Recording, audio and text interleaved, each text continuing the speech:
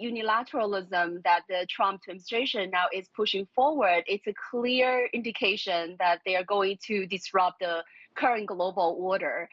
So when it comes to, for example, Trump is imposing tariffs on China, on Mexico, and Canada, it's clear a violation of the reciprocal, trade rules. Not to mention when it comes to, the tariffs that are imposed on Mexico and Canada, is a clear violation of the NAFTA or the Trump's new version of the USMCA that he himself penned back in 2020. And so I think all of these are just finding an excuse, I think, in some ways, to use tariff as a unilateral tool to make countries to make concession. In this case, Trump wants Mexico and Canada to do more about fentanyl crises in the United States or the border immigration sort of issues.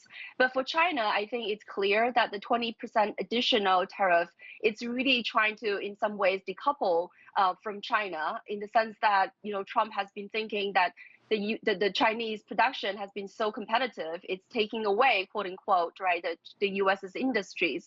But I think he's really not really paying attention to the US's own failed industrial policies and macroeconomic policies that are failed to really strengthen the US's economy. Now, the most recent rhetoric that he has is if China is willing to negotiate on TikTok, then there might be some back down on the tariff. But again, I think this is completely using tariff as an economic coercion to make countries to agree on things that he wants to demand on.